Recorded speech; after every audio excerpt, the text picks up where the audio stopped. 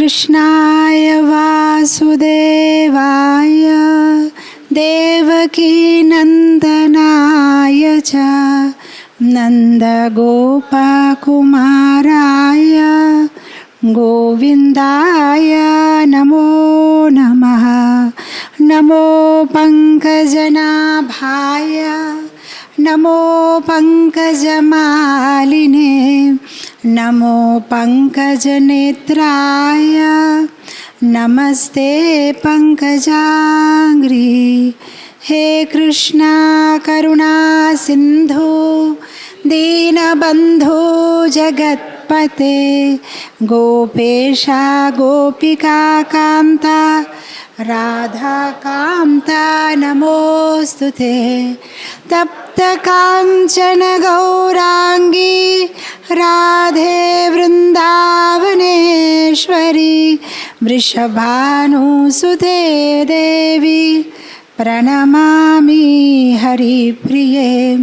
जय श्री कृष्ण चैतन्य प्रभु नित्यानंदा श्री अद्वैता गदाधरा श्रीवासादि गौर भक्त वृंदा। हरे कृष्णा कृष्ण कृष्ण हरे हरे हरे राम राम राम हरे हरे। श्री श्री राधा दामोदर भगवान की जय। जगन्नाथ बलदेव सुभद्रा महारानी की जय।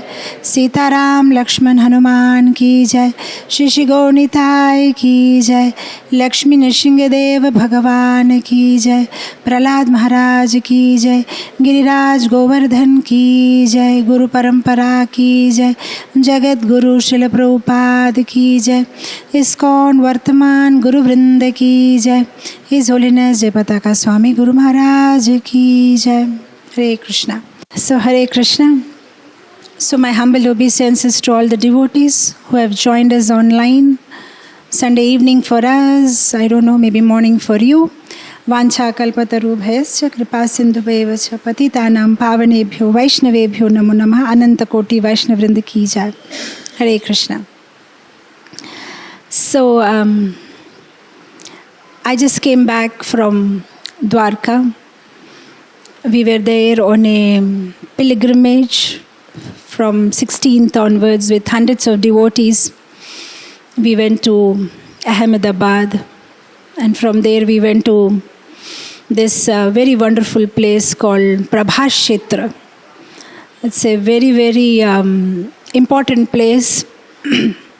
And it was all the more special for us Vizag devotees because we've been doing this Maitreya Vidur conversation in Bhagavatam, 3rd canto is going on, and that discussion is going on. And also, this Prabhashetra is a very, very special place because Lord, when He left the world and He closed His earthly pastimes, how He gave His message to Uddhav, and then also how all the demigods, Brahma and everybody appeared there, and how Lord left the place from there, and how the whole Yadu dynasty got destroyed there. And Balramji, he took the, his original form of Anantases, and he left the world from that place. And then also there is a very special pastime of how Lord Shiva helped moon god to regain his Kanti, Prabha, his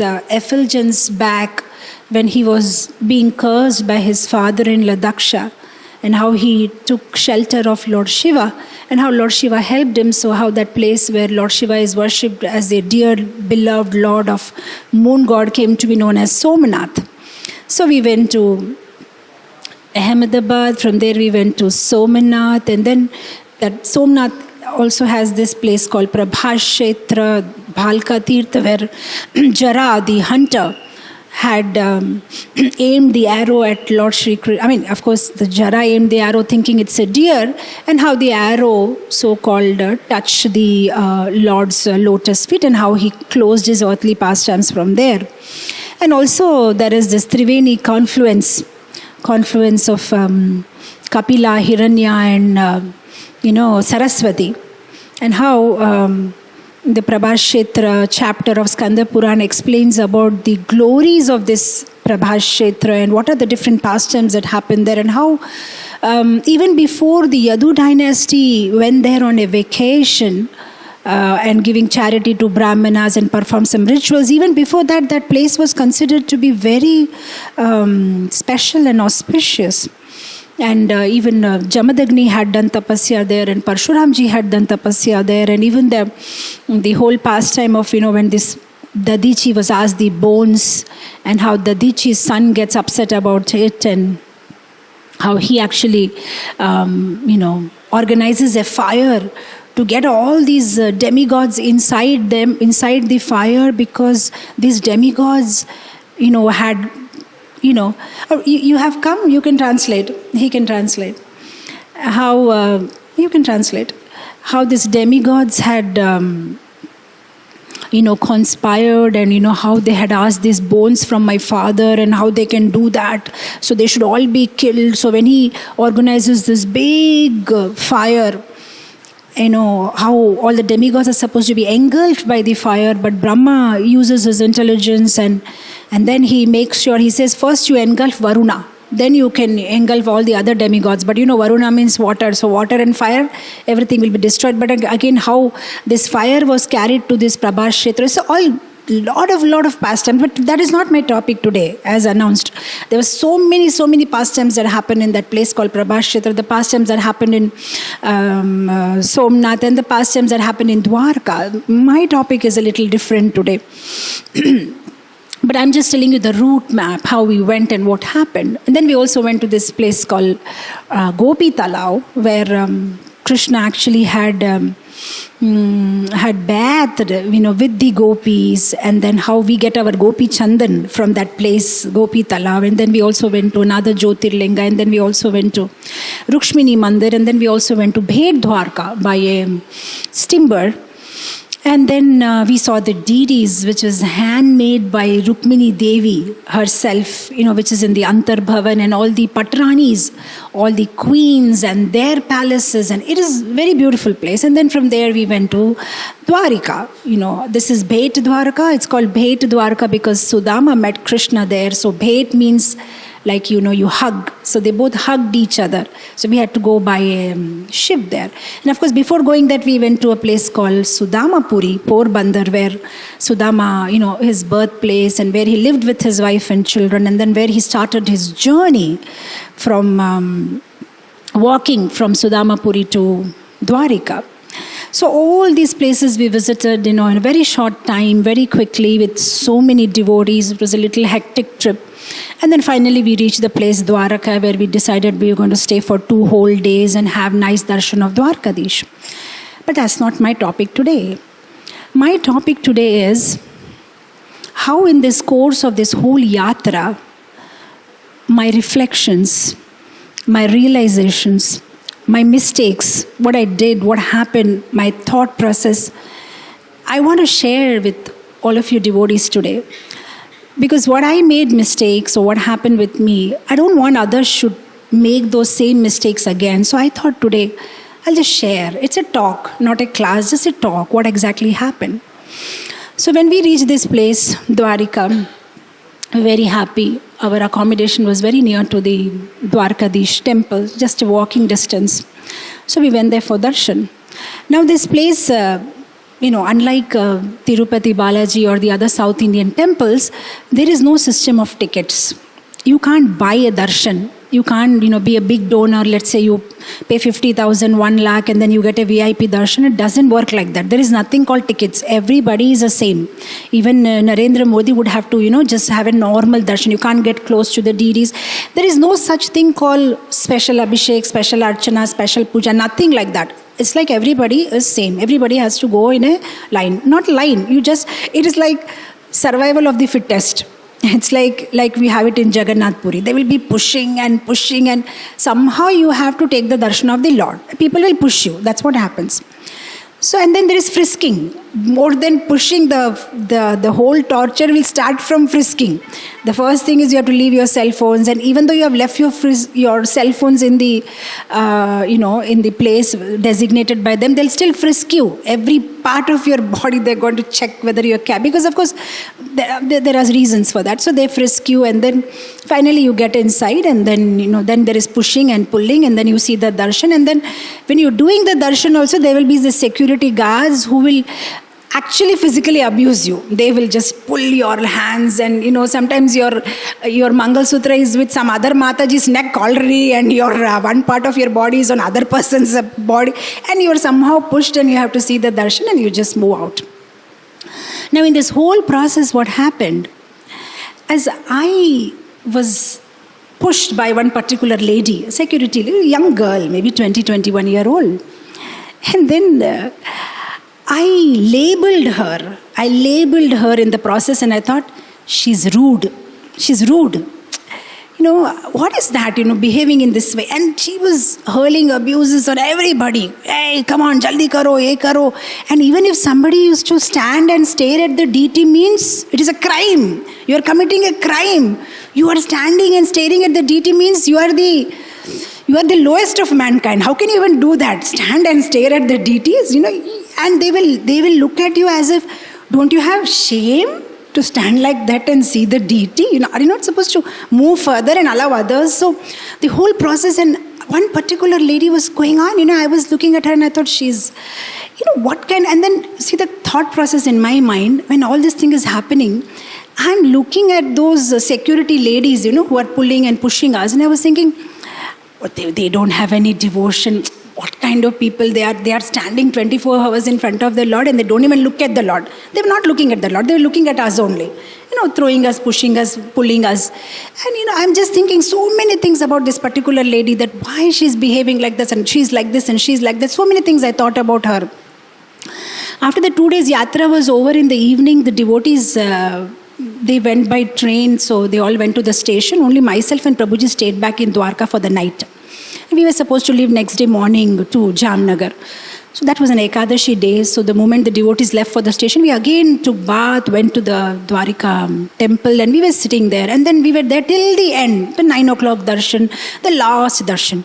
And what I saw, the last darshan in the night, this particular lady, security lady, whom I had labeled, she's rude, she's not... her duty was over. So she had changed from her, police attire, uniform, to a civil dress, And she was standing in front of the DT. And she was looking at the DT, and she was crying. There were tears in her eyes. And she was looking at the DT with such love and affection. And I thought in my mind that, what did I do? I just labeled her as being rude, I became judgmental about her. But actually, it's not that she doesn't have devotion.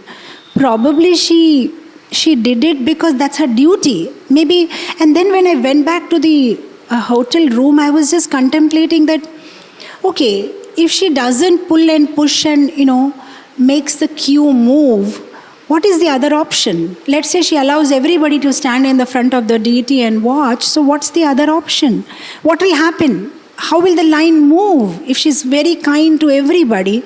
Then I was thinking, what are the other options? And then I realized that she was doing her best, what she could do. It's not that, it was not in her hand. It's not that. So what I did in this whole process was, I became judgmental. And that is not conducive for Krishna consciousness. Because the whole process of bhakti, the whole advancement in bhakti is based on the flow of Krishna's mercy on us. And the flow of Krishna's mercy will stop when we displease Krishna. And Krishna is displeased when Krishna's devotee is displeased. And every devotee of Krishna is very dear to Krishna. And what I did in this whole process was, I became judgmental about a devotee of Krishna, and I displeased Krishna. So I thought, in today's class or so-called talk, just want to talk about this particular topic about how we become judgmental about devotees around us. And in that process, we make offense, we bring hindrance to our Krishna conscious life, and how, how it's actually a roadmap to fall down. So I thought this will be something interesting to reflect upon. Actually sometimes devotees even get confused between these two words, judgment and judgmental. Actually these are two different words, or rather they have two different meanings. When you make a judgment, there is nothing wrong. But when you become judgmental, that is wrong. And what is the difference? Passing judgment or making judgment is something which is required for a functional, for operation, on day-to-day operation. For example, I'm driving a car. Now I have to make a judgment that the car in front of me is moving this way, that way, it is a little shaky. So shall I overtake from this side, that side? So I have to make some judgment so that I can, from which side of the car I should move. That's called judgment. Or let's say I have to give a class or I have to interact with somebody. I have to make some judgment. Oh, they are Telugu people, so they will understand Telugu. Maybe I should speak in Telugu. So these are certain judgments I am making, which I have to make for my day-to-day operations. I have to make so many judgments. But what I should not do is to become judgmental. Becoming judgmental means I reduce the person to that particular activity or to that particular personality trait or that particular behavior of the devotee. I feel this is all in all. Got my point? I don't know if I'm able to express myself. When I limit a person to that particular personality trait in that person, and I don't see anything else about that person, because that person, that lady, security lady, she pushed me, she's rude, that's all. Now I have limited her whole thing into that particular personality trait, and I don't see the other part of it. That's called being judgmental. And that's what we do every single day of our life with devotees around us and in our community. Am I right? Am I making sense? Are we not doing that all the time? We keep putting labels on people. When we were in Dwarka, there is this one particular ritual also happening where the Gujarati devotees from different villages of Gujarat, they come there, and then the one person carries a flag of the Lord on the head in a basket, and all the other villagers whom he has brought with him, they will sing and dance, and there will be band and baja, and it will be very grand, and with that all grand procession, they go up there and they change the flag of the main shikara of the Dwarka temple, and that's a ritual that happens maybe 5 to 6 times in a day, and it happens with such pomp and show, because. And there was some other Matajis with me, and they were discussing, they said, why do they make such a big show of their devotion? But actually, there is so many things behind this. Those people who are not all are very rich, but they've been saving for their, for so many years of their life just to, change the flag of the Dwarkadish temple.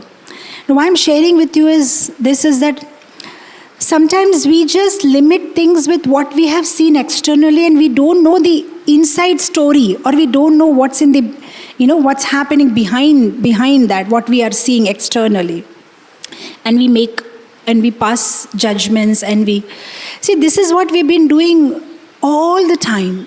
Judging people, labeling people, analyzing people, putting them in a particular frame. He is lazy, he is envious, he is rude, he is short-tempered. Are we not doing it? We just put labels on different devotees. That is called being judgmental. And in that process, it's not wrong to judge, but we should not be judgmental. It's not wrong to understand a particular person's, this is his swabhava, but that's not the all in all about that person. There may be so many other aspects of that person which we don't No, or we are ignoring because we are concentrating only on that one aspect of that particular person. So what are we supposed to do? What we are supposed to actually do is to help the particular devotee to outgrow the label that we have put on him or her, and by seeing the other good qualities of that devotee. But we simply concentrate on that particular label. And when we do that, we're also actually doing a disservice to that particular devotee, because that devotee also will start thinking himself, yes, actually I'm lazy. Yes, actually I'm like that. Are you able to get my point? When we start putting labels. See, years ago in Portugal, they had this problem of addiction. Most of them were, especially youngsters, they became drug addicts. So now, instead of trying to stop them from taking drugs or doing so many other things, the government got a very good plan. What they did is, they told the different companies that if you actually employ these drug addicts in your company, then half of their salary the government will pay. So as a result, many people started giving them employment. So now they started getting accepted into the mainstream community. So now they got something to do. So slowly what happened, because they got accepted by people, they start doing something, slowly they gave up drug addiction. But imagine if they're not accepted, what will happen? They will think that, okay, anyway we are alienated and isolated by the society, and they'll continue with their own, that same habit. And as a result, that whole program became so successful that now in the whole world, the ratio or the number of drug addicts in Portugal is least, when compared with the other countries. So the whole, the essence is that, yes, you can make certain judgments, but we should not be judgmental about people, and we should not give them labels. Now, how not to be judgmental? Why not to be judgmental? There is 3 verses in Bhagavad Gita, chapter 18, verse number 20, 21 and 22, where Krishna says that who becomes judgmental, why we become judgmental? When we are overcome by tamoguna. So in that verse number 22, Krishna says, when the knowledge is in the mode of tamogana, darkness, then what we do is, we take one thing and we make it as everything. This person is rude, he is rude, that's all. That is all about this person. So I take this one thing and I make it everything. I don't see anything else. That's called knowledge in the mode of darkness. What is that? Goodness, passion and ignorance. This is called knowledge in the mode of ignorance, tamas. Now, just like you see places where people are discriminated basis on caste. Just because they are born, you label them. Or racism, based on the color of their skin. This is called tamoguna, knowledge in the mode of tamas, where we are taking one particular aspect of a person and we are making it everything, right? Now, knowledge in the mode of rajoguna is where we relate everything to the body. For example, if you see in the US or some other countries, they have many strict laws about dogs. If you have a pet dog, you cannot, tie your pet dog very tightly. The leash, with which you tie the dog, it has to be long so that the dog does not feel inconvenience, The leash is small, it will feel inconvenient. So have a long leash so the dog is comfortable. So they have so many rules and regulation to make sure that there is no cruelty to animals, there is no cruelty to dogs. But the same owner who will take the dog to a restaurant where they will cut a chicken and eat. So what about the cruelty to chicken? But they are very concerned and careful about the dog. So this is called knowledge in the mode of rajas. Where just like the people who are are addicted, they are also in the mode of rajas, where they are thinking about this one aspect and they are forgetting what is their responsibility towards the society, their relationships, their financial situation, everything they have forgotten. So this is in the mode of raja. And what is in the mode of sattva? Where we see different bodies but we recognize a common thing in them is soul. So you see the literal translation of the verse, it says, when you see the undivided in the divided, that perception is in the mode of goodness. So in the mode of ignorance, in the mode of passion, and the mode of goodness, what you are seeing, either you are taking one thing and making it everything, or you are thinking only on the physical level. In the mode of sattva, you are seeing different bodies, but you are seeing the common soul. But it's not about sattva, it's not about rajas, it's not about tamas. What we try to do as devotees is to transcend that level and come on the level of Shuddha Sattva, where we recognize everybody as part and parcel of Krishna. So once we recognize everybody and relate everybody to be part and parcel of Krishna, then we will not be judgmental. Then we will not label anybody.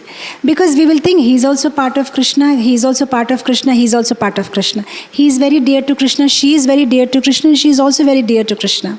So that's the goal of our life, to come on that level and not to be judgmental. Not to judge anybody based on any particular aspect that we have seen of that person. See, that is why Chaitanya Mahaprabhu says this verse, Naham Vipro, Nacha Narapati, neither I am a Brahman, neither I am a Kshatriya, neither I am a Shudra, Vaishya, neither I am a Grihastha, Sannyasi, Vanaprastha. What I am is Gopi, what is it? Gopi, Bharato, Padakamalayo, Dasa, Dasanu, Dasa. That's my identity. So we identify ourselves as being Dasa, Dasanu, Dasa. And we identify others as being Dasa, Dasanu, Dasa. They are part and parcel of Krishna. So we have to come on that level. Because actually, everybody is a pure soul. Every single person is a pure soul. Even a terrorist is a pure soul. But only thing is that when that soul comes in touch with the material body and mind, it gets contaminated for a temporary period of time. And after some time, that so-called conditioning, which is temporary, will go away when they get connected to Krishna. This is what happens. So we should be very careful in not labeling anybody, labeling devotees or anybody. See, in the Chaitanya Chaitamrita Madhya Leela 19.170, there is a verse called Sarva Upadhi Vinirmukta. The essence of spiritual life and bhakti is that we should give up all material designations. We should not have any material labels. So the whole process is we are trying to give up all our material labels, but we are very quick and eager to put labels on others. He is a lazy devotee, he is an active devotee, he is an angry devotee, he is a humble devotee. You understand? We just put labels on people. Whereas the whole process of bhakti is to remove all labels and treat everybody on a transcendental level. And we see that in Srila Prabhupada's life. Srila Prabhupada was with this Dr. Mishra. He's a yoga instructor in America. And this Dr. Mishra gave Prabhupada a lot of tough time. When Prabhupada wanted to speak, he never allowed him to speak. He used to speak. At the end, he used to tell Prabhupada, do kirtan. Prabhupada was so eager to give the real knowledge to people. And then Prabhupada and himself, they always had this conversations where they had their philosophical differences and they were having so many arguments. And now when, after many years, when Prabhupada became successful and ISKCON became established, and then this Dr. Mishra came to Bombay, and then Prabhupada said organize lunch for him, and then Prabhupada sat with him and had nice lunch. And after the lunch and all was over, then Giriraj Maharaj asked Prabhupada that, I thought he was a Mayavadi. So he meant to say that he was a Mayavadi and you are sitting and nicely having lunch with him and talking and all. Then Prabhupada said that is a different thing. Philosophical differences is okay. But you don't limit a person just because you have philosophical differences. Am I able to make myself clear? Are you able to understand? So it's not that just one aspect of somebody and now that aspect becomes everything about that person. No, there is a cultural aspect. There is so many other aspects to that person. So yes, philosophically we disagree. Okay, but culturally, yes, we respect each other. So that's how devotees should have the mindset. There may be so many times that we may disagree with somebody or we may not like what that person said or did. But that's not the whole thing. That's one part of it, a very small part of it. And if we can have that mentality, only then we can live in a community. Otherwise, it will become very difficult with us. Oh, this person is like that, that person, how I can live in this community? No. When we say Prabhupada made a house where the whole world can live, does not mean that the whole world will agree to everything. Whole world will have different opinions about everything, right? We are devotees from different backgrounds. Somebody is from an urban background, somebody is from a village background, somebody is a Telugu, somebody is a Bengali, somebody is a Vaishya background, somebody is a Brahmanical background. Everybody is different. And it's not that everybody will agree to everything. But the fact that, Srila Prabhupada made this place where we all can live together means we agree to disagree. Exactly. You understand what I'm trying to say? So where we don't limit people to a particular label or a particular event or a particular situation. It's just one part of it. And then there's so many other aspects to it. So we see that even though they disagreed, Dr. Mishra and Srila Prabhupada, but then they were happy sitting together, taking prasad, respect each other. We see Chaitanya Mahaprabhu, he disagreed with Sarvabhauma Bhattacharya, but he respected him. He didn't say, oh, I don't want to listen to you because you are a Mayavadi. He listened and he listened and he listened and he was very courteous and he was very respectful. But philosophically, he didn't agree, but he was respectful. So there is a difference there. So even when we see Srila Prabhupada's donors in Bombay and the early time donors who were helping Srila Prabhupada a lot, they all had Mayavadi gurus. So they had their Mayavadi guru's picture, big pictures in their hall, in their drawing rooms. But Prabhupada never had any objection towards it. Oh, why are you having that picture? Okay, this donor is helping me to make the temple. It's fine. There are so many aspects to a person.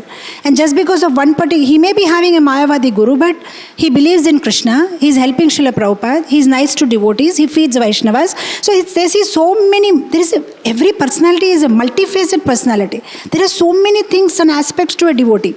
We should not take any one particular aspect and stick to it and label that devotee. That's the whole point. And when we do that, we are being judgmental. And when we are being judgmental, then we are displeasing Krishna. And when we displease Krishna, then Krishna's mercy stops. And when Krishna's mercy stops, our advancement in bhakti stops. Are you able to make a link of all that, what I'm saying? So we have to be very careful. We should not reduce people to the labels because reality is much bigger than that label. So there can be some disagreements because of purva samskaras or everybody has their own conditioning. But what we should do is we should separate the person from their conditioning. Means we should think, this person is a pure soul, but as of now he's having rajasic conditioning. He's having sattvic conditioning. He's having tamasic conditioning. We should separate the person from the conditioning. That's what we need to do. So, sometimes what happens is, when we are in Rajo or Tamo Gun, then we turn disagreement into disrespect. We have to be very careful. We can disagree, but disagree should not turn to disrespect. Right?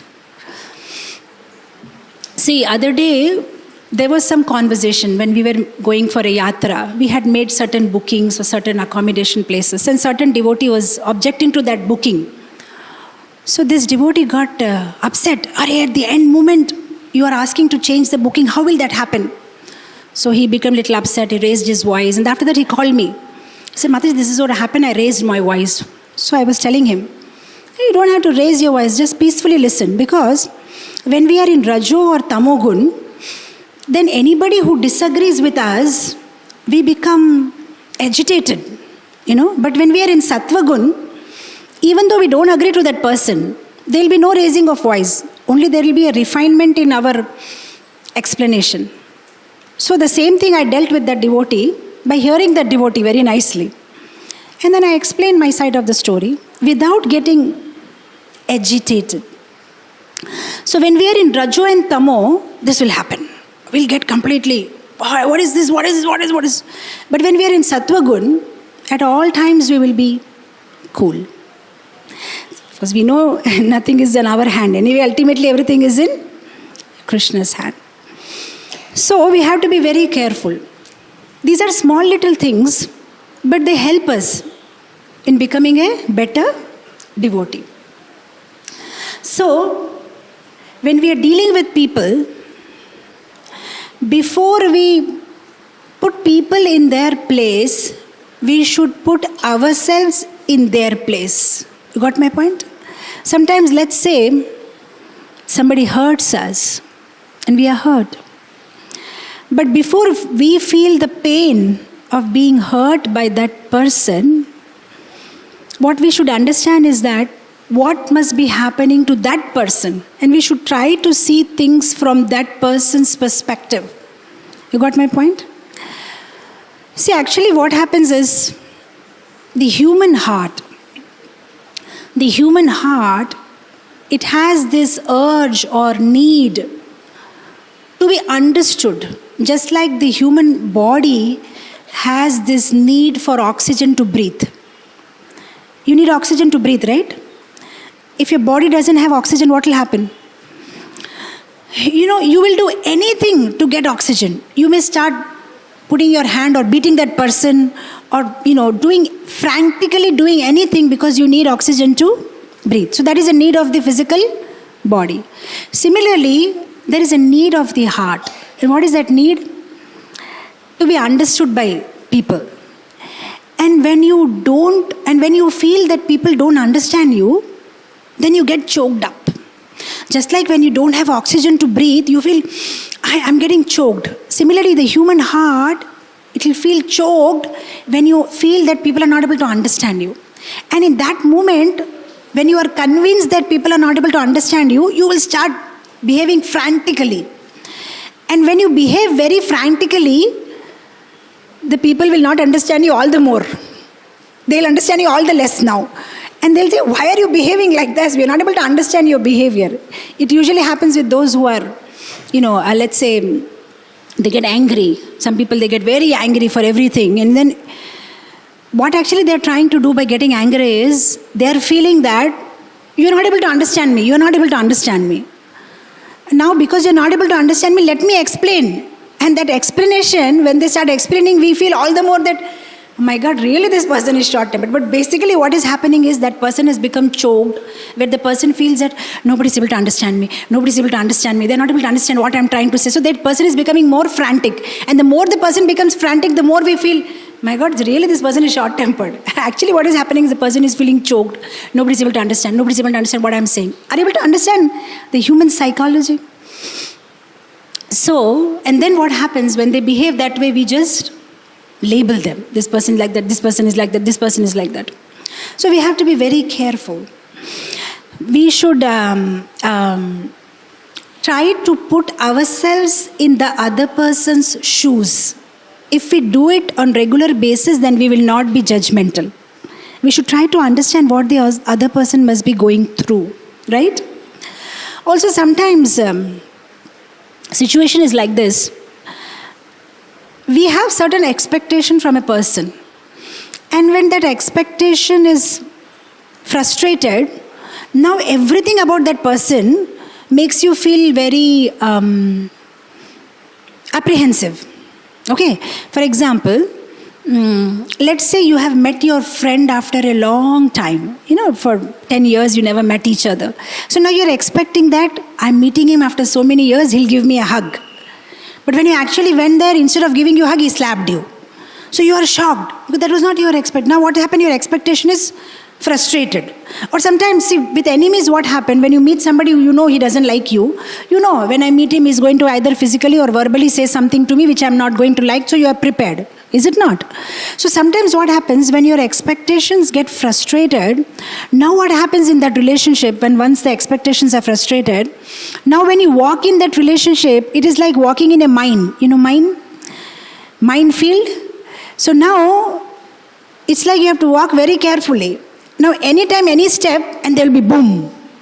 And then that person will say, I thought you were like that, I know you are like that, you did like that, it will go on like that. And you will think, what did I do? I didn't do anything, but now what has happened? Because now that person has, labeled you. And now everything that you do, the person will think in a wrong way only. See, there is a difference between facts and feelings. There is a difference between information and opinion. We should exactly know where our information is ending and opinion is starting. What we do is, once we label a person, now instead of trying to understand facts, we start collecting only those facts which will again, confirm the already existing feeling that we have about that person. So once we have labeled this person like that, now we'll take selected facts about that person just to reconfirm what I thought about this person is correct. He is like that only, or she is like that only. Are you able to understand what I'm telling is making sense? So we have to be very careful. We should not limit a person or, according to one particular personality trait or one particular event or one particular thing. We should try to see a wholesome picture. So we should be careful in how to deal with people. The first thing is, we can make judgments, but don't become judgmental. Don't label them and don't reduce them to their labels. Separate a person from their conditioning. Think that this person is, as of now, conditioned sattvic, rajasic or tamasic, but soul is a pure soul. And before we try to make any judgments and all, we should always try to put ourselves in their shoes, in their place, and try to understand things from their perspective. And if we follow all these rules, then we will not be judgmental. Krishna consciousness is not about being sentimental. It's not about being judgmental. It is about being transcendental. So nobody is asking you to be... See, sentiment means it's driven by mind. Judgment means it's driven by intelligence. And when we are driven by mind and intelligence, then we are in big problem. So we should not become we should not be sentimental where one day you are completely, happy, dancing, fully surrendered, enjoy, Krishna is everything, and the other day, does Krishna even exist? This is called sentimental, mood swings, sometimes this way, that way. Or we are judgmental, we become very much, this person is like that. And we may say, what is wrong if I'm using my intelligence? Is just that we are already infected in this material world. I don't want to be further infected by this person, so I'm trying to be careful. Okay, you can make judgments, but don't label that person. Don't become, very judgmental about everything. He's like that, she's like that. I don't want to be with... No, so neither sentimental, neither judgmental. What we need to be is transcendental. That means we connect to people via our connection to Krishna. That means we see everybody as part and parcel of Krishna, and we connect to them via Krishna. So that's the right way. Now our problem is, we feel whatever I am doing is right, and if people are not doing what I am doing, then they are wrong. That's all simple definition we have about things. Is it not? Like devotees during Srila Prabhupada's time, Srila Prabhupada used to emphasize a lot on book distribution. So the devotees felt, if we are doing book distribution, we are good devotees. If we are doing puja or cleaning, means we are kanishtadhikaris, we are hopeless devotees. So those devotees who were doing very good book distribution, once they thought that, let everybody know how superior we are. So they had this gathering of all the devotees, and Srila Prabhupada had come there. So these book distributors, they purposely went next to Srila Prabhupada and said, Prabhupada, what service pleases you the most? They asked. Because they know now Prabhupada will say book distribution, and then they can look at other devotees and we are doing book distribution. So that Prabhupada, what service pleases you the most? And Prabhupada said, when you please Krishna, then I am pleased most. Then they became quiet, Prabhupada said, when you please Krishna, then I become pleased most. So that's our mentality. What we think is, if I am doing this particular seva means, doing this seva is the greatest thing. There's nothing else greater than that. If I think Krishna consciousness means this devotee should do Nirjala Ekadashi, then he's a pure devotee. Devotee means he should have worn 200 rupees kurta. This fellow is wearing silk kurta. This is not devotee. Pure devotee is devotee, not pure devotee. See, we have our certain definitions, right? We may think good devotee means he should leave all this city life and he should go to the village and do farming and take out milk from cows, and then he's a good devotee. But maybe he can't. He's maybe born and brought up in an urban atmosphere. For him, going and milking cow and doing farming is impossible. He cannot. If he starts doing that, then he cannot do chanting and he cannot do anything, reading scriptures, because he'll be so much fatigued with this taking out milk and all. But maybe for that devotee who has been brought up in that environment, it is very easy for him to do that. Are you able to get my point? But we may give a judgment that if you do this, then you're a good devotee. If you don't do this, then you're not a good devotee. But we don't know the other side of the story, and we start making judgments. One size does not fit all. Everybody has a different size of kurta, large, medium. Everybody has it. So we can't copy one particular devotee and say that if I can do like this devotee, then I am a proper devotee, otherwise I am not a good devotee. Are you able to understand? Is it making sense? The whole point is we have to do bhakti and somehow get Krishna's attention and purify ourselves and engage ourselves in service of Krishna and go back home, back to Godhead. But what is the procedure you take in that, or what you're doing? You cannot imitate others. Got my point? Let's say Visakhapatnam, they want to make a beautiful airport like Singapore International Airport. Now, they can make an airport, but if they want to copy everything from Singapore, let's say, exactly the airfield should be like Singapore, this should be like, it's not possible, because their topography is different, their climate is different, their situation is different, our climate and situation is different. So what we can do is, we cannot replicate the same airfield, but what we can replicate is, or copy or imitate, is the takeoff. That we want. Whatever, how they are taking off, we also want that the flight should take off from our airport. But we can't copy the fields, the airfield. So similarly, the whole point is, we want to do bhakti. We want to engage our senses in Krishna. But how will we engage our senses in Krishna? We can't copy from that devotee or this devotee. Maybe he can do book distribution. Maybe you can do bhajan singing, and maybe she can do garland making. You cannot say that because I can't do book distribution, so I am not a good devotee. Or he is not doing book distribution, so he is not a good devotee. Are you able to understand? So we cannot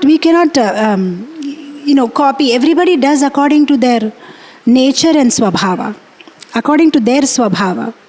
That is all. That is the whole point of this varnashram system, is where according to your swabhava, you engage in Krishna's service. Which is whatever your swabhava is, you engage that thing and you serve Krishna.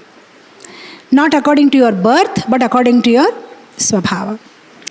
So, the whole point is, we become judgmental about people because of these things. And how should we not become judgmental about people? How we should, what should be our thinking procedure? So I have written down here certain 8 principles which we can follow, by which we will not judge people in the wrong way. We will not label the people in the wrong way. See, usually this labeling or this thing happens also because of false pride. Because we think we are right, or we think we are in a superior position, and whatever we are doing is right, and if people are not following what we are doing, then they are wrong. Is it not? So, what should we do and what should be our thinking when we deal with our fellow devotees? And how this kind of thinking will help us from not being judgmental. So there are 8 tips altogether. So the first tip, whenever we see a particular devotee doing something which he is not doing in the way we want him to do it or the way we did it, then what should be our thinking is, he is also right. Just like when I see the number 9, I see it as number 9. Maybe you see it as number 6. So are you wrong? Am I wrong? Both are right. So that is one way of seeing things. Whenever we see devotees, we should say, okay, maybe he's also right. Maybe from his point of view, with his background, with his previous experiences, with his situation, maybe he's right. Maybe with my situation, I am feeling this is the right thing to do. So that way what we do, we will avoid making offense when we think he's also right. I don't know if you have seen, when we were young, there used to be this one picture of an old lady. If you see it from different side, it will look like a young lady. If you see from this side, it will look like an old lady, right? So like that, whenever we deal with devotees in a devotee community, whenever we see they're doing something which is different, we should always think maybe he's also right. I'm right, but maybe from his perspective, he's right. The second principle, maybe he doesn't know what is right. He doesn't know what is right. See, I'll tell you, when I got newly married, so I come from though I'm a Gujarati, I come from a South Indian background. So I was brought up in Hyderabad. The South Indian people are usually very reserved. But the North Indian people, they are very friendly and very loud. If you meet a North Indian person and the way you say hello, either they will hug you or they will, give a slap on your back, and they will say very loudly, how are you, But when you do that to the South Indian people, they'll feel offended. What happened? Why are you getting so much, So when I got newly married with my husband, I was thinking, because he's from North Indian Delhi background and I'm from a South Indian, and for everything he will speak very loudly. So initially I'll feel that, is he angry on me or what? Why is he? Then I understood, no, that is his way of showing affection. When he's very happy means he'll speak loudly. But for South Indian people, they're very reserved. If they laugh also, they laugh very, very sweetly and gracefully. But North Indian laughing means it has to be very loud. 10 people have to hear that you are laughing. Otherwise, so that's the culture. You understand? So is he wrong? No, he's right. I'm also right. He's having a different background. I'm having a different background.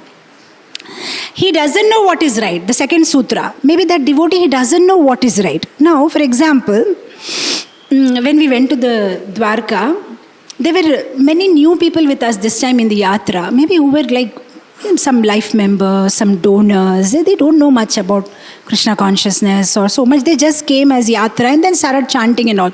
There was this one person who was over enthusiastic. So from Dwarkadish, after having darshan, they gave him Mahaprasadam, of Tulsi garlands. Dwarkadish garland. He became so happy because he saw last 2 days, whichever temple we go, whether it is Ahmedabad or Prabhat Kshetra or any ISKCON center, Porbandar, they give the deity's garland prasadi to me and Prabhuji. So he thought that is a system. So as soon as he got that Dwarkadish Tulsi garland, he told, Prabhuji, he put on Prabhuji. And then he was waiting very eagerly when I came from Parikrama, Mataji, Tulsi garland, please put it on yourself. Then I said, no, we cannot put this. No, this is from the deity prasadam. I said, yeah, deity prasadam, but I cannot put this. This is not the way. Then, but you put garlands we can put, but Tulsi garland we cannot put. Tulsi garland we are supposed to put on the head. So is he wrong? He doesn't know what is right. So suppose if I label him, hey, he's ignorant, fool, what is a sinful person? Is it correct attitude? No. What I'm supposed to think, he doesn't know what is right. He doesn't know. Maybe that is the way. So we have to be very careful, You see, there was this one devotee, very new in Krishna consciousness, just started coming 6 months. He was very happy, chanting and everything is doing wonderfully. And so once one Maharaj came to our temple, Maharaj is giving a class. So at the end of that, the devotee was asking question. All are asking question. Now he doesn't know that Maharaj should be called as Maharaj because he sees only Prabhuji and me in the temple. When he's asking question, he said, Prabhuji, I have a question. He raised his hand. Immediately the devotee who was sitting behind him gave a big slap on his back. Hey, you should not tell Prabhuji, you should tell Maharaj. You are offending him. Now this devotee got so hurt. I don't know whether he has to be called Maharaj. I thought everybody says Prabhuji, so I told Prabhuji. So he stopped coming to the temple. After that, when I spoke to him, and he told that, that day that devotee behaved with me. Now, that devotee may think, no, I'm just teaching him how to be respectful to Maharaj. But in that course, you are being disrespectful to this devotee by slapping him on the back. You could have told him nicely, Prabhuji, we don't say Maharaj, you can tell Prabhuji, is it not? So, sometimes, we don't understand. We are thinking maybe we are helping him to become respectful, but actually we are becoming disrespectful to this particular devotee. So, he's also right. Maybe he doesn't know what is right. The first sutra is, he's also right. I am right, maybe he's also right. Second sutra is, maybe he doesn't know what is right. We have to give benefit of doubt. Maybe he doesn't know what is the right thing to do. Third thing, let's say let's see that we are able to see clearly that this devotee is doing wrong. He is not right. He is not right. Then what we should think? Maybe what he is doing is not right, but maybe his motive is right. His intention is right. This is what we should do. Benefit of doubt. Maybe his intention is right. Maybe he, just like this security lady, what I assumed in Dwarka is, my God, she's like that, she's behaving like that, but actually her intention was right. Maybe her action was not right. She was pushing and pulling. But her intention was that everybody should get darshan, not one person should stand there, move further.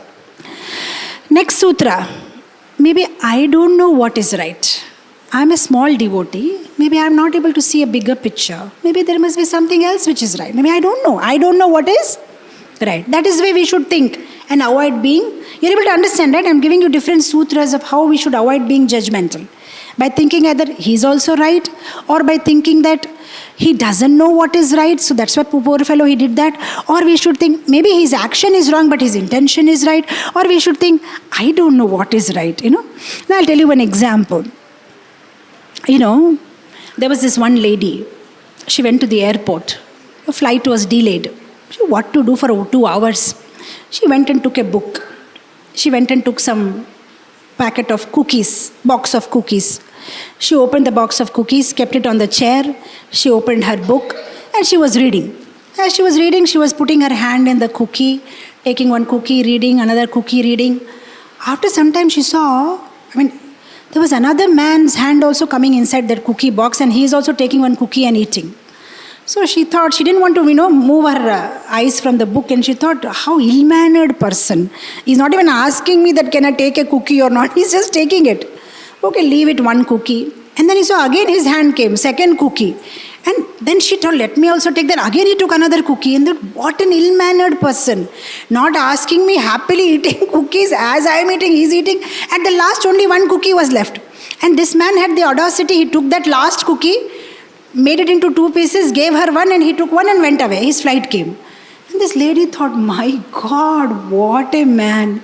And then afterwards, when she looked at the box, she saw her box was there only, open. She has not even touched. This man's cookie box was next to her box. And she was all the while eating his box. So he was so kind to her that he allowed her, okay, you can share, that's not a problem. Even the last cookie, he just divided into 2 and gave it one to her and she left. And her box was as it is, open and kept. It was not even touched. So we don't know their side of the story. We should be very careful before becoming judgmental. We don't know what's the whole story. We're starting making judgments by just knowing the half part of the story. So that is the thing. I don't know what is right. That should be our thinking. I'm a small devotee. I don't know what is right. Maybe it's something else. Maybe then there may be a bigger picture. I don't know. I don't want to be offend. I should offend anybody. I should be careful. Another sutra. Okay. May he is right or he doesn't know what is right. Another sutra what you should think is, maybe his action is wrong, maybe he's not right, but the end result will be right. And that way we should avoid making judgment about the devotee. Maybe as of now he's behaving like this, but whatever the end result will come, that will be right. That's one way of thinking.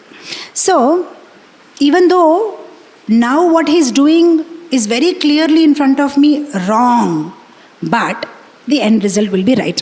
You should think like that and escape instead of making judgment or offending the devotee. For example, in the Boston temple, this is a pastime, told by His Holiness Giriraj Swami Maharaj.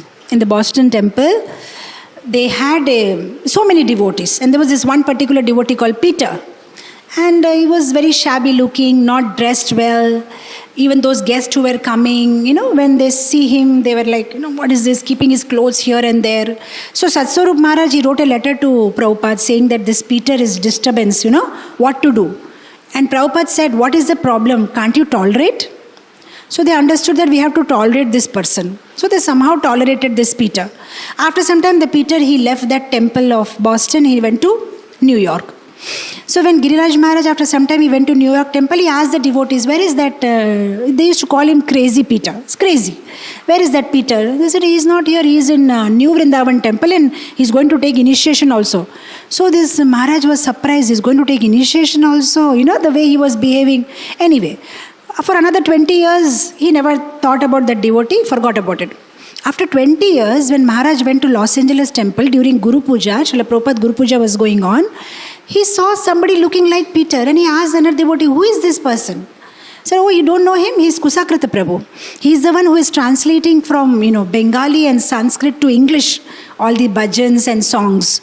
And now Giriraj Maharaj was surprised that this boy, Crazy Peter, whom we used to call Crazy Peter, today he is translating those bhajans into English language. So, what happened? The end is right. Though at that time it was seeming like everything is wrong. He's a shabby person, he's dirty, he's unkempt hair. What is he doing? But the end result was right because they tolerated him, right? If they would have pushed him out of the temple, but they tolerated him and then he became such a big asset to the temple. You're able to understand what I'm saying? Yeah? See, like that. So, the end result will be right. We can think in that way. Or the other thing is, something else is right. Other way of thinking is, something else is right. Means, everything about the devotee may be wrong, or let's say, this particular thing about the devotee is wrong, but there are so many other things about the devotee which is right.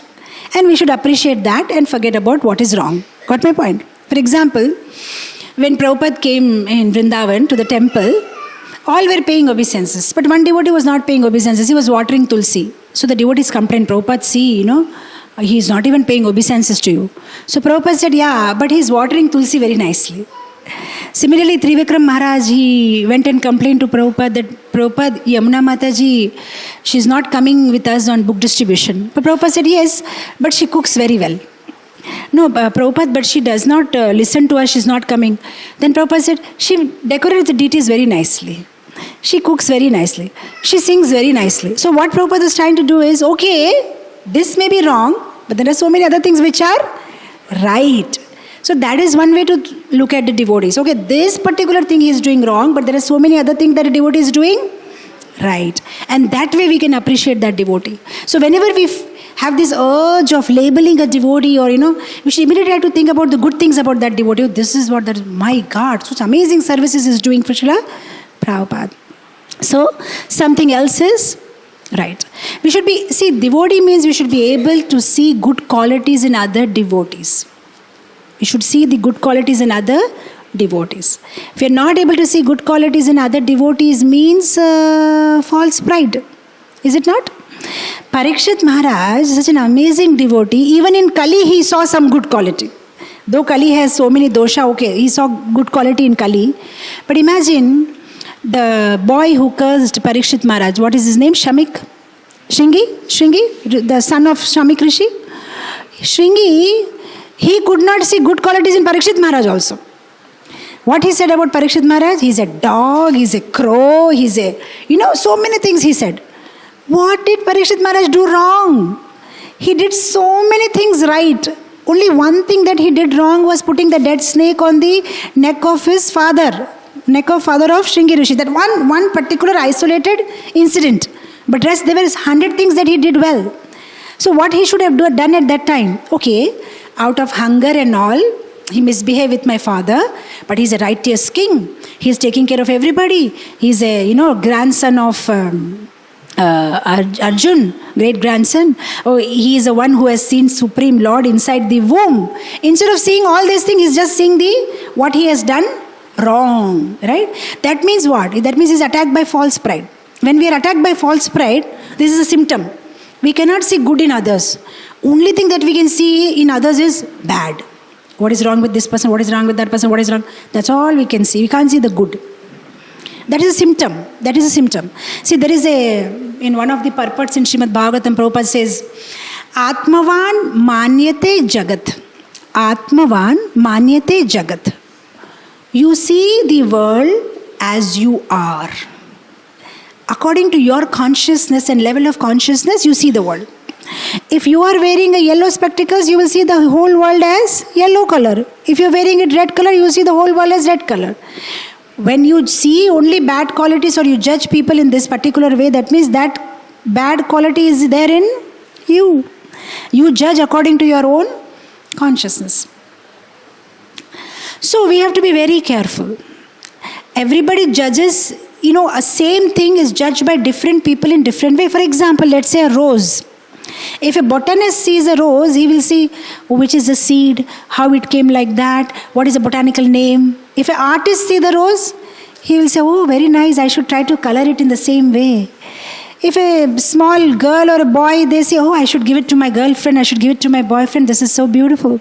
If a devotee sees the rose, oh, I should give it to Krishna, this will be very nice for Radha Damodar's mala. Same rose, but everybody is seeing it in different way.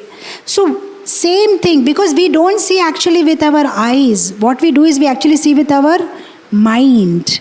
So, according to our consciousness, we perceive things, right?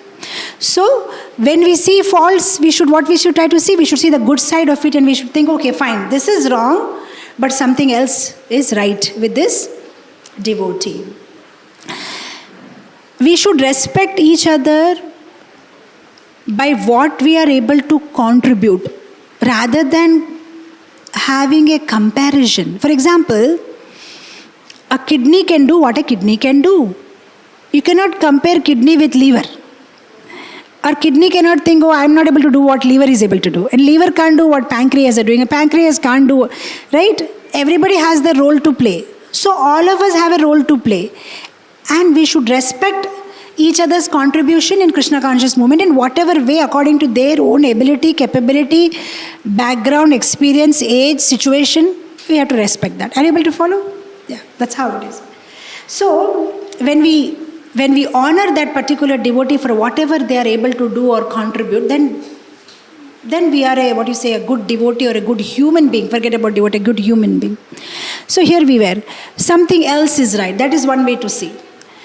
Or if nothing works, none of the sutras work, then we should pray to Krishna. What we should do is pray to Krishna. Pray to Krishna for that devotee. Krishna, I am not able to help that devotee. You please help that devotee see the right or do the right or think the right. Please help. So that's one way we can do. Things which we can't cure should be endured.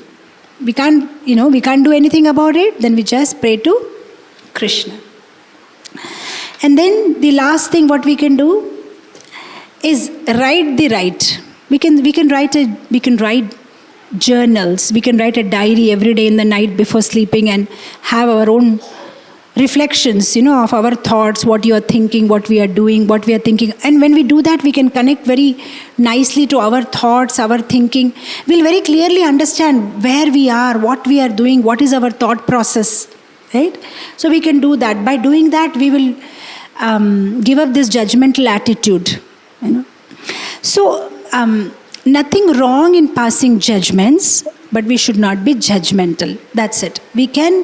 We have to pass judgment for, certain day-to-day works or for, functionality, but we should not label people.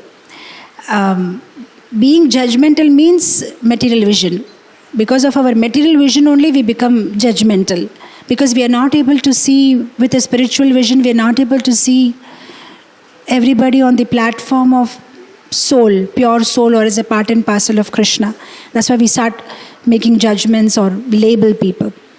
At the same time, having said that, non-judgmentality does not mean that you should become very naive and stop thinking at all and we have to be equal with everybody. No, we should be cautioned. We should be careful. Not that sama and non-judgmental means from tomorrow I will go to the zoo nearby and I will hug a lion and tiger because you said non-judgmental attitude. I should mix with every. No, we have to have. We don't have to be that naive. But what is that? We should be sensitive. That's what it means. Because when we label people or we alienate them, then we are stopping their Krishna conscious progress. So, non-judgmental attitude means to be sensitive, to understand the person's present position and to help him to transcend or arise from that particular position and go up, and to, connect to Krishna more is what it means.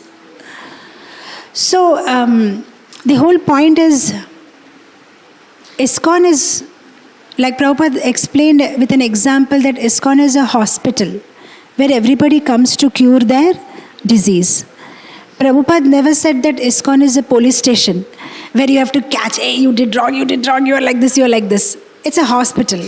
Yeah, everybody's having some or the other disease in a, greater or lesser quantity. And what we really need to do is just help each other. Because at the end of the day, it's only we for each other. At the end of the day, when we are going to leave the body, this community of devotees will be there next to us, chanting Hare Krishna and doing kirtan for us. At the end of the day, it's only them. So we have to be very careful that we should not be judgmental. We should not label people.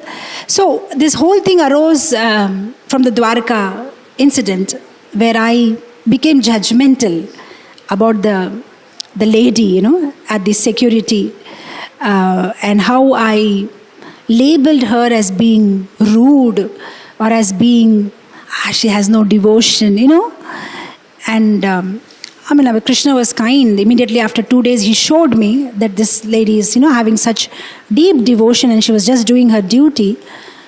But not every time, we will immediately get to see what a person is. So better we should, have these principles in mind and be very careful before labeling anybody, and should not limit or reduce anybody to a particular event, incident, or, a particular personality trait that a person has. And we should see that spirit soul behind everybody. We should see that they're all part and parcel of Krishna. So, with this I end my small presentation on the reflections. If anybody wants to make any comments or any questions or anything, you can ask now. Thank you so much. Krishna Chandra Bhagavan ki jai, Jagat Guru Srila Prabhupada ki jai. Hare Krishna. I think I went. Yes. Yes, that was the plan of Krishna. So somebody is claiming that he is descendant of Krishna, but there is a lot of controversies. So that's not true, right? There is no direct line descendant from Krishna. No, the whole Yadu dynasty got destroyed. Then they had this interfighting, and then everybody got destroyed. And then Krishna and Balaram, they also left from this place in Prabhashetra, and that's about it. So there was nobody left. Yeah. Okay, and what is from the Pandava side, Mataji? Pandava's side, of course, Parikshit Maharaj was there. And then after Parikshit Maharaj, I think his son Janmajaya. Yeah, which principle to apply in which situation. So yeah, you have got now all the tools. And now you have to use the tool wherever, whatever is applicable. Whenever you face a particular situation, you just understand what you should do at this particular situation. So, how can, this cannot be a, like I cannot answer. You have to see your own situation. I've given you a skill set. Now you have to use it and use it appropriately where and when required. If rule number 1 doesn't work here, then rule number 2 works. If 2 doesn't work, then 3 works. So just use whichever set you can, whichever tool you can. So this is a question how to behave with parents or how to behave with elders. Yeah, we have to be respectful. That's the whole point. Even if you don't agree, there may be so many times that we don't agree with what our parents say, but disagreement does not mean disrespect. That's the whole point. So we should be very careful when we deal with parents, elders. We can express our feelings, we can express our points, but we should not be disrespectful. Like I gave you examples of how Chaitanya Mahaprabhu was so respectful with Sarvabhauma Bhattacharya. We can be, certain points which we want to get done or which we want to, this thing has to be happen. There are ways to deal with it, but we should not. There should be no maryada atikrama. There is something called maryada. You should not cross that line. No matter whatever it is, what situation, you should be in your maryada. You should be, you should be obedient. You should speak softly. You should show them proper respects. And whatever your point you want to make, you can very respectfully put forward in front of your parents. See, usually parents are very kind. When you follow them, definitely you can always have negotiations with them, because sometimes maybe you want something which your parents are not agreeing, and then we start becoming a little bit aggressive about it. But what we can do is we can negotiate with them instead of being aggressive. Okay, this is what I want, and I'm ready to follow whatever you say in this way and please you in this way. So can you give me this, or what should I do to earn this, or something like that. Now I don't know what is your particular, but whatever way, we should make sure that we don't cross the line. The blessings of elders are very important, whether it's in our spiritual life or material life. So before becoming a devotee, we have to become a good human being. Good human being means basic ethics, basic etiquettes. So we should never cross those basic etiquettes in name of spirituality. Actually, my parents are not devotees. That's why I'm talking with them like that, or I'm behaving with them like that. That doesn't give us a license to break the etiquette if they are not devotees or something. If they are devotees, then there is nothing to talk about. They are devotees and they are seniors and Vaishnavas and elder to us. So we have to behave most obediently and nicely with them. Very, very wonderful question. One hasn't done any mistake. Still sometimes one gets blame, or one gets, somebody thinks wrong about us. Then what we should do? So, in our spiritual life, we should always have a mentor. If not mentor, we should at least have a devotee friend. So, whenever we are criticized or we are spoken about wrongly, which we haven't done, at least we should have some spiritual friend or mentor in our life with whom we can go and clarify. Actually, they are saying that I'm like this, so am I really like this? So then that devotee will give us some solace. No, actually you're not like that, so don't worry so much about it. Or no, maybe you're not that much like that, but little bit of that quality is there in you, so you should improve. So like that, you should have somebody whom you trust 100%, whom will never say something wrong. They will be honest. They will never say something to boost your false ego also. See what happens, actually we are all in this world, we are all moving around with a boil. You know what is a boil? Sometimes this boil has a lot of pus inside, and it's very painful. And we move around with this boil full of pus, and we want that people should blow it. And that makes us feel very happy. But if some devotee comes and pricks it, then we feel hurt. So usually we like to stay and associate with devotees who blow our false pride. You are very nice. Actually, you are very sweet. You are very soft. Actually, there is no mistake. Then we feel very happy. But Krishna will send one devotee in our life who will prick us at the right place when we will feel hurt. Why is he saying like this? Why she is saying like that? But that kind of devotee is also required in our life.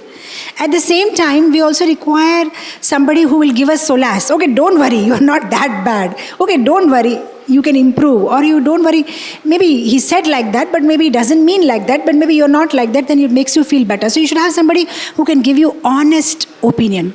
So you don't have to always feel bad when people criticize you. Sometimes you'll get so many criticisms about things which you have never done or you never even imagined to do. So you should not worry. You should have somebody who gives you honest opinion and get back to that person, and again stand up confidently and continue your Krishna consciousness. This is a sure, short, formula to be miserable.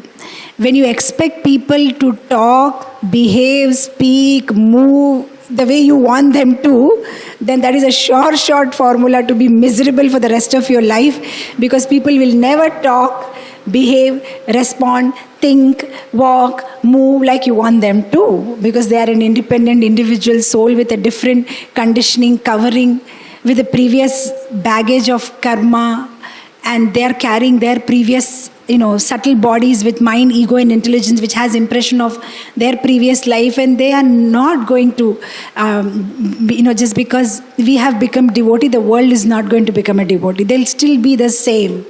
So we cannot expect people to change their behavior or something. What we can do is we can keep following what we are. Like, I don't know if you have heard in one of my lectures the story of Mother Sita and Hanuman. When Hanuman came to Mother Sita at the last in Ashok Vatika, when the war was won to take her back, Hanuman was so upset with the other ladies who were there next to Sita Mata, and Hanuman said, I want to kill them. They gave you so much trouble when the war was going on. They were terrifying you, they were threatening you. I want to kill them. Sita Mata said, but why? No, but they misbehaved with you and now we have won the war, so I'll just, kill them and then take you and go. And Sita Mata said, well, look, I'm not like that, Have you heard the story of the lion and the hunter and the bear? He said, no, what is that? And then Sita Mata tells this story to Hanuman. He said, this hunter, he was trying to hunt animals, but instead of, he got hunted by the lion started following him to eat him up. So now this hunter thought what I should do. So he just climbed a tree. So when he climbed the tree, then this lion, he spoke to the bear who was sitting in that same tree. He said, look, you and me are friends. We live in the same, jungle. And this hunter, they come and disturb us. So do one thing. You push this hunter down. Let me eat him nicely and he will, there'll be no disturbance for any of our animals anymore if I eat the hunter. Then the bear said, I can't do that. He has taken shelter of this tree. He is my guest. How can I do that? Sorry, I cannot throw him. Then this lion was very intelligent. He went to the hunter. He said, hey hunter, just push this bear, who is sitting in the next branch to you. Throw him down. I am hungry. Whether I eat you or the bear, it is same thing for me. Throw him down, I'll eat him.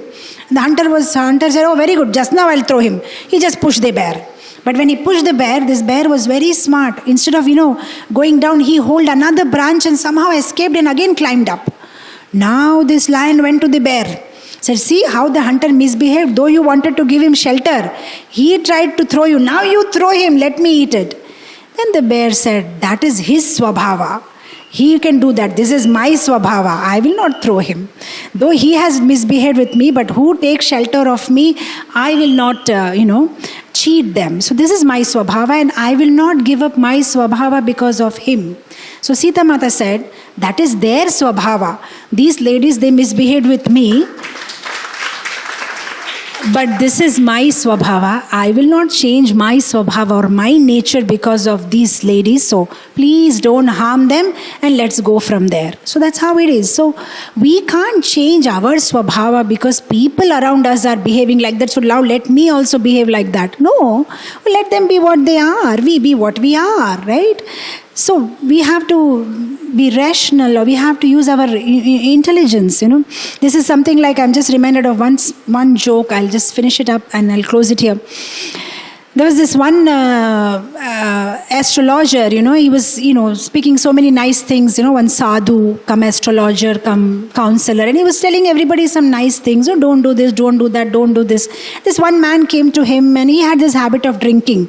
The sadhu was telling him, you should not drink, it's not good for you. If you drink, what will happen if I drink? See, if you drink, this life also due, next life also due. If you drink, you'll go to hell. He said, okay, but my father is also drinking. So if your father will also go to hell. But my friends are also drinking. Or they will also go to hell. But my girlfriend is also drinking. She will also go to hell. Then I should never stop drinking. Because if everybody is going to hell, what I'll do alone in heaven? I'll feel bored. I better continue drinking because all are going, better I also go to hell. This is our mentality. Everybody is behaving like that. Why should I behave nicely? Everybody is responsible. Why should I do? Forget about what they are doing. Maybe they don't want to go back home, but we want to go back home, back to God. Maybe they don't have any fixed agenda in their life, but we want to go back to Krishna. So let them behave what they are. We should not give up our behavior. We should be tolerant. Just today morning I was reading one very beautiful verse in Bhagavatam. Oh God, I'm just forgetting what was that. Yeah, it was about Prithu Maharaj and Prithu Maharaj and Indra's that horse sacrifice, and how Indra is stealing those horses, and how Brahma is telling to Prithu Maharaj that reversals will come in the life of saintly people, but they should tolerate it.